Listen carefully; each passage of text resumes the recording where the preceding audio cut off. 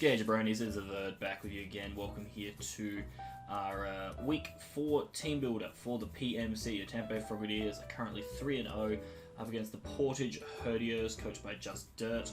I actually don't know what his record is. I don't really follow too much the other coaches. I kind of just look at their team and say, hey, let's whip a team together, and I kind of just go from there, to be perfectly honest with you. So, insight into me, I suppose. Sure. He has a pretty scary team. It's going to be an interesting one to prep for, but I'm excited for it, you know? Like, it's always good to have a challenge, guys. But this one should be fun. He's got a cool team, but I think I have a cooler team. So, let's break down these sets. What I'm bringing it together, it's hyped as always, you know, like the video, all that good shit. But anyway, boom, look at this thing. Fucking Banded Lax is about to come take some souls. So realistically, right, the reason I want to bring Banded Lax was because in this matchup,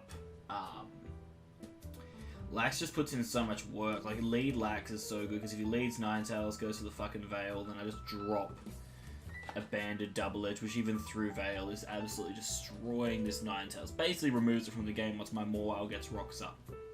So I basically go for that, and then I can just double out on the next turn anyway if I wanted to into Morwile. But like, the thing is too, like, max HP Zong takes like 37 min from Banded Double Edge, which is crazy, and then after that Double Edge, it then dies to a crunch. If I obviously like, predict him to come in. Ice Punch is basically there for the lead Lando scenario. I'm actually running enough bulk in my Snorlax to avoid getting OHKO'd by Adamant Tectonic Rage. I think he is more likely to bring Z... I feel like he could bring Flynium Z to this matchup because I do have a Shaman, as well as like Scolipede and everything else. Like, Flynium looks a lot more consistent here, but I've just prepared for Groundium as a worst case scenario. I don't think he brings Phytinium in this situation at all. I don't think he expects this much bulk on Snorlax at all, so I think he expects like the Flynium to be able to get the job done. But yeah, Ice Punch is able to, after an Intimidate, OHKO the Lando, and I'm packing Self-Destruct because if my Snorlax is low on health and he's going to send in something like, say, Bronzong or whatever just to take a chip hit, then I can just fire off a Self-Destruct and get off a shit ton of damage onto that just before Snorlax is about to die. Bit of a Hail Mary play, pretty much is what Lax is meant to do there, but it can come in pretty nicely. It also pairs really nicely with the next one. Also, just that little bit of speed in Lax is to creep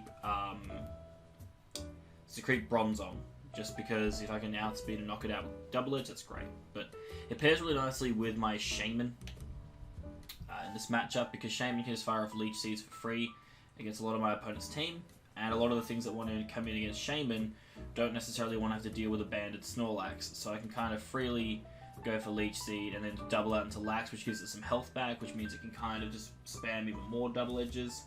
So there's that, which is fun.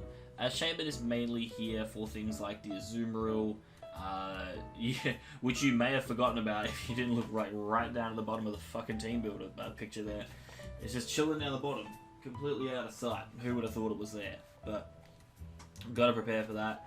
This also kind of deals with Lando T. Obviously the Flynium set is a bit annoying, but I have ways around that if need be. It deals with Mega Stoice to an extent too, because it's just fat.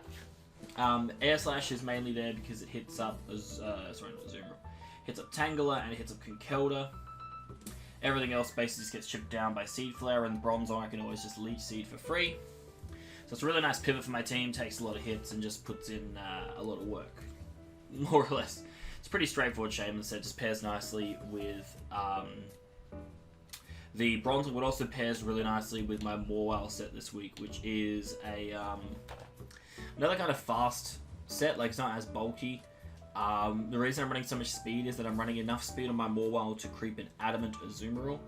I feel like in his best interest he's going to run Adamant to try and break through my team, and so by running the Jolly Morwile, I guaranteed outspeed the Azumarill and can just go for player off and basically just knock it out. Running the double Dark coverage again because knockoff is super good in this matchup, and the Sucker Punch is really nice for things like the Latios, and even like Lando T to an extent. Not having Ice Punch for Lando T might seem like a bit of a bad thing, but honestly, like, most of the time if I knock off and I see that he's not, if he is a Z move, cool. If he's Scarf, I knock that off and that's great. And with player after spam, it's just so good. But the basic plan, like I said, is that Zong's probably going to come in against either Shaman or the Snorlax, so I can just go into Morwile and pretty freely against Bronzong get my rocks up. which is really good in this matchup. Rocks, chip down, potential Avalug if he brings it for some reason to try and check God knows what, but it's really nice to chip down Lando. A lot of the Ninetales Bronzong. It basically puts a lot of things in range, just straight up dying. So that's really nice, and well, just puts a lot of pressure on his team. It can come in against so many things like the Latios as well, the Alola Ninetales, and he doesn't have like a lot of great switch-ins to Mawile, especially with the knockoff spam potential, so that's really nice. Moving on, we have just a pretty standard Torn set. I wouldn't say it's anything out of the ordinary for me. Just enough speed to creep, I believe, Alola Ninetales, if I'm not mistaken. No, it's Latios that I'm creeping. With knockoff, U-turn, Hurricane Taunt, well, Z Hurricane mainly because it's my best move to damage, and he only has Stunfisk and Bronzong as flying resists. Stunfisk, obviously, I can just go out into Shaman or Snorlax and basically just destroy that thing, and the same with Zong. So basically, that's why U-turn's there to kind of do that freely. Knockoff spam is super good with Torn in this matchup. Shuts down P2 trying to come in. With Stunfisk, it gets rid of the lefties, which is really important to wear that thing down. You know, Alola Ninetales, can get rid of like Light Clay, is really important to do shit like that. But I also do have the Taunt. It's designed kind of for things like Zong to prevent like a Trick Room play, Lando to potentially try and set up a Rock Polish and win the game. Shuts down Fisk trying to go for Rocks as it comes in against Torn. Shuts down Azu Belly Drum. Shuts down P2 trying to do some shenanigans.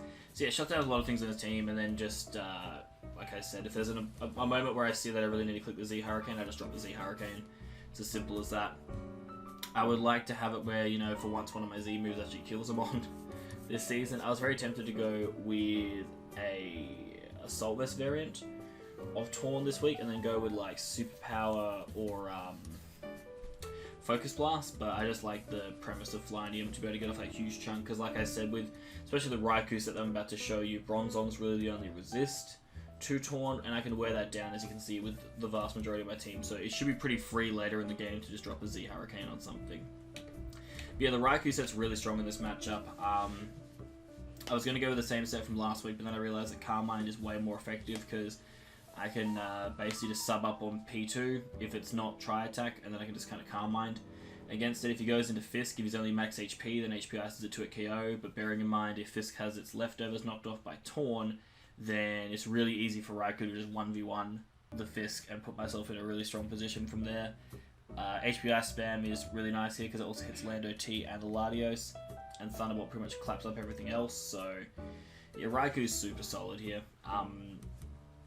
Just like punches holes through his team and can just set me up for pretty easy clean. Like Raikou, I would say Raikou, Mawile, and Snorlax kind of just bust through his team really easily. I was talking with Master about it, and we both kind of agreed he doesn't really have a lot of special walls, so that's why Raikou kind of excels here. A lot of his mons are more like Fizz Def, so it should be easy to chip through. And then the basic, I guess, late game win con, looking at this matchup, is Scolipede. Realistically, Life Orb Scully just runs through his team. Running Aqua Tail because that smacks up Lando, and also does a little bit more damage to Stunfisk than Mega Horn. But Mega Horn plus Poison Jab basically covers everything on his team, barring the Landorus.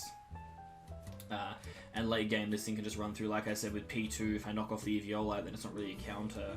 Everything else just gets worn down to the point where Scully can kind of just come in and just pick stuff off quite freely. Obviously, if Lando's dispatched with early, then I won't be worried about Intimidate drops either.